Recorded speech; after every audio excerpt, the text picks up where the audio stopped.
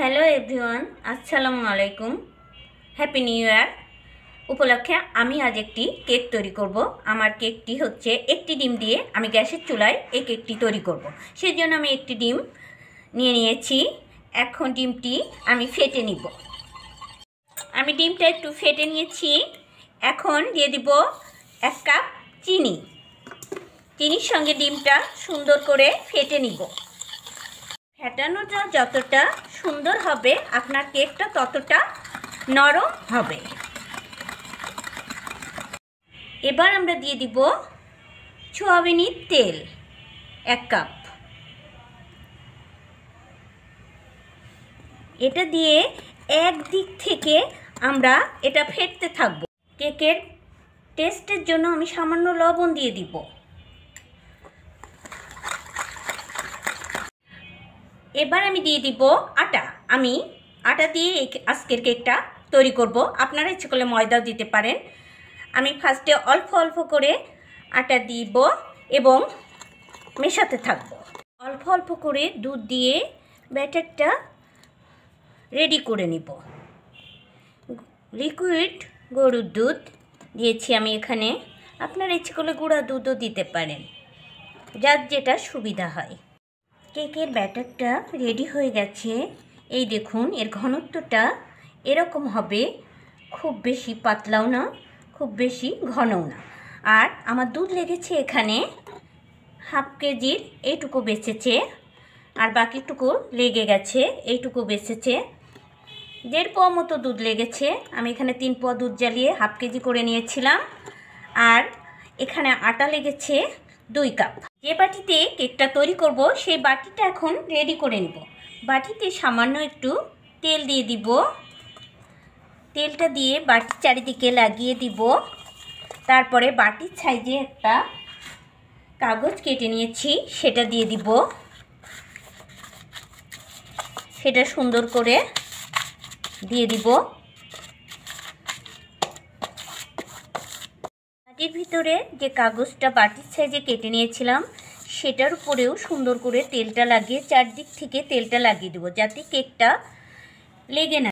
মেশানো হয়ে গেছে। এখন কেকের ব্যাটারটা আমি এই বাটির ভিতরে ঢেলে দিব।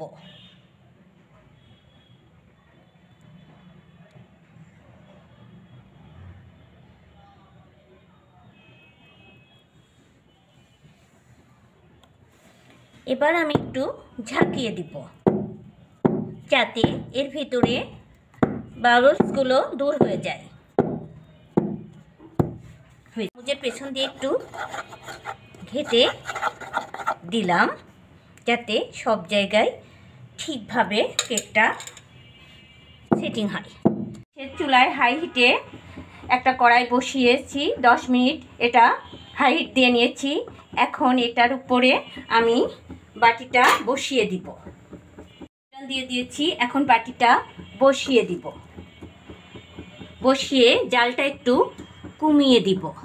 মিডিয়ামে তাপমাত্রায় এই কেকটা 40 মিনিট কুক করতে হবে। এবার আমি স্টিলের ঢাকনা দিয়ে এটা ঢেকে রাখবো। এটা ফুলে উঠেছে। এখন আমি একটু কমলা দিয়ে দিব। কমলার খোসাটা এড়িয়ে এর উপরে একটু ডিজাইন করে দিব।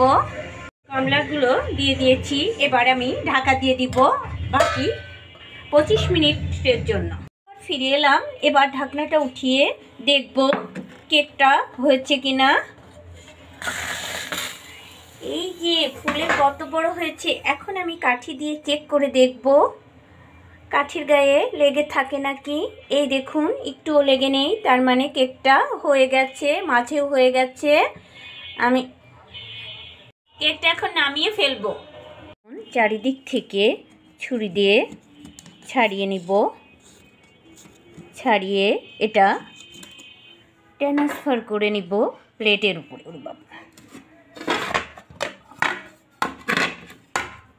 বাটিটার উপরে প্লেটটা দিয়ে